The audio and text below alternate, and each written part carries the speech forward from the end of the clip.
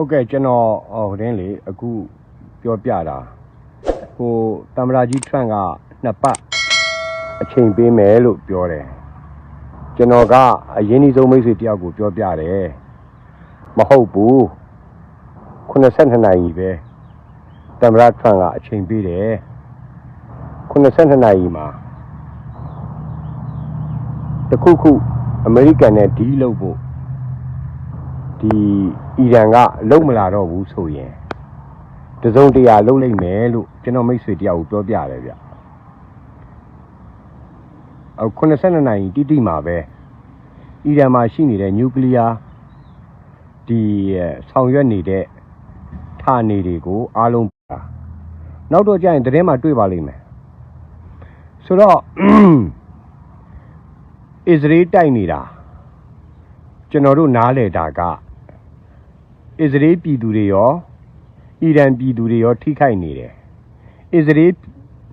ရောတခြားဒီထောက်ခံတဲ့အဖွဲ့အစည်းတွေရောမထောက်ခံတဲ့အဖွဲ့အစည်းတွေရောလိုချင်တဲ့ကြားတွေကိုတမရာကြီးဝင်သွားတာကျွန်တော်အနှောက်အယှက်ဝင်လာတယ်ဗျာလောက်တာတရုတ်ဟက်ကာတွေကျွန်တော်သိတယ်ဆိုတော့တရုတ်ဆိုရမျက်တောင်တောင်ခတ်ကြည့်မရှိလိုက်ဘူးနော်နီးပညာရ technology ရအရန်ကွာနေပါသေးတယ်ဆိုတာကို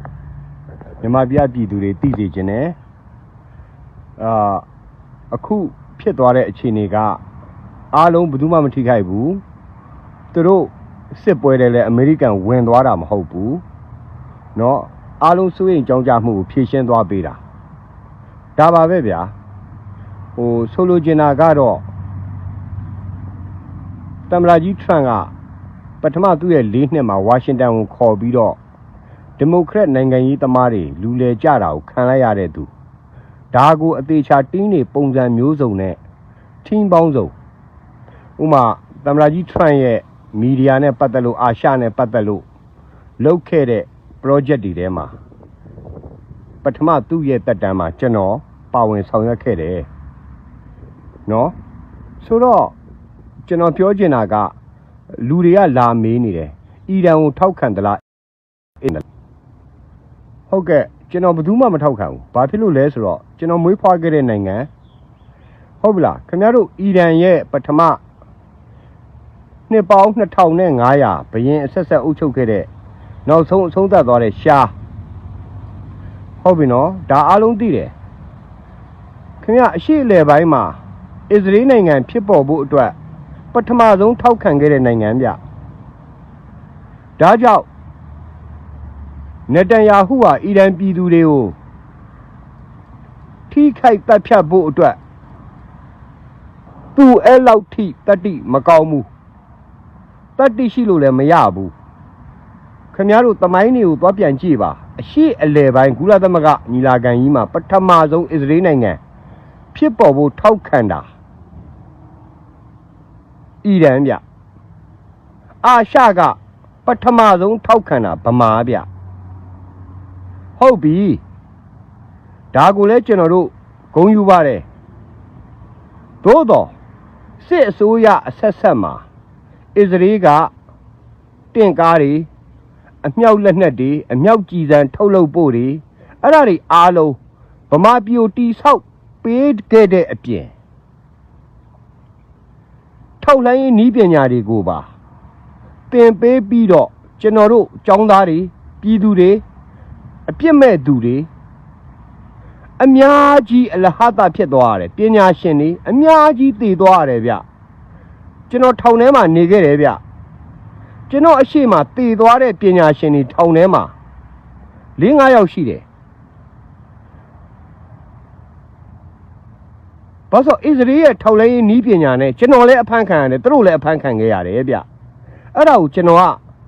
ဘာကြောင့်ထောက်ခံပေးရမှာလဲလို့ဒါဆိုရင်အီရန်ဘက်ဆိုက်ကိုကျွန်တော်တို့ကြည့်မယ်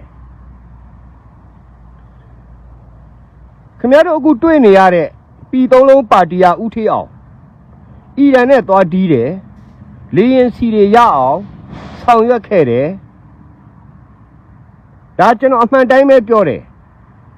ပြီးတော့အဲ့ဒီလေရင်စီတွေအီရန်ကနေတဆင့်ရတယ်ကျွန်တော်တို့တိုင်းပြည်မှာဘုံလိုက်ကျဲနေတယ် ကျွန်တော်ကအဲ့ဒါကိုအီရန်ကိုထောက်ခံပေးရမှာလားလို့ဗမာပြည်မှာနေနေတဲ့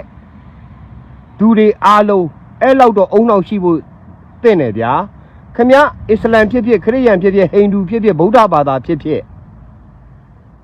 ကျွန်တော်ဘယ်ဘက်မှမထောက်ခံဘူးဒါပေမဲ့ခင်ဗျားတို့ဟာတာနှောပြီးတော့ကျွန်တော်အပေါ်မှာလာဆဲနေတဲ့အစ္စလမ်ဘာသာဝင်တွေကိုလည်းပြောလိုက်မယ်မင်းတို့ဒီနိုင်ငံမှာမွေးဖွားတယ်မင်းတို့ဒီနိုင်ငံမှာကြီးပြင်းတယ်မင်းတို့မှာရှိနေတဲ့တာဝန်ဟာဒီနိုင်ငံကိုနော်အာဏာရှင်အုပ်စိုးမှုတွေမတရားလုပ်မှုတွေခြစားမှုတွေကနေတိုးလှန်ရုံထွက်ပြီးတော့တန့်ရှင်းတဲ့နိုင်ငံတစ်ခုအောင်မြင်တဲ့နိုင်ငံတစ်ခုအဖြစ်နဲ့မင်းတို့ဆောင်ရွက်တဲ့တယ်ကျွန်တော်ဒါပဲသူတို့ request လုပ်နိုင်တယ်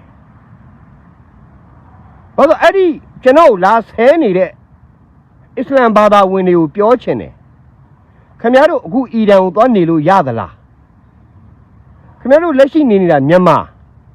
ဒါပေမဲ့ခင်ဗျားတို့ကလည်းစစ်ဖက်နှက်အောက်မှာကျွန်တော်မိတ်ဆွေတွေအားလုံးကလည်းစစ်ဖက်နှက်အောက်မှာစစ်ဖက်နှက်အောက်ချင်းအတူတူဗက်လိုက်ပြီးထောက်ခံရမယ်ဆိုတာအခုဖြစ်နေတဲ့နှစ်နိုင်ငံလုံးမပြောနဲ့ယူကရိန်းတောင်ဗမာပြည်ကိုစစ်လက်နက်ပစ္စည်းတွေအများကြီးရောင်းခဲ့တယ်ရုရှားလည်းရောင်းခဲ့တယ်မြန်မာပြည်သူတွေကိုတတ်ဖို့ကြံရွယ်ခဲ့တဲ့သူတွေအားလုံးဟာခဏစစ်ပွဲဖြစ်နေတယ်လို့ကျွန်တော်ခိုင်ခိုင်မာမာပြောချင်တယ်အဲ့ဒီမြန်မာပြည်ကပြည်သူတွေမှာအစ္စလမ်လည်းပါတယ်ခရစ်ယာန်လည်းပါတယ်ဗုဒ္ဓဘာသာလည်းပါတယ်ဟိန္ဒူလည်းပါတယ်မြန်မာပြည်ကပြည်သူတွေဟာအခြားပြည်သူတွေသေဖို့အတွက်ဘာမှမလုပ်ခဲ့ဘူးဗျာကမ္ဘာပြည်သူတွေခမည်းတော်အဲ့လောက်တန့်ရှင်းလက်ဆက်ချောမွေ့နေတာကိုလူလေတွေဂျဘိုးတွေမာဖီးယားတွေအောက်တန်းစားတွေကို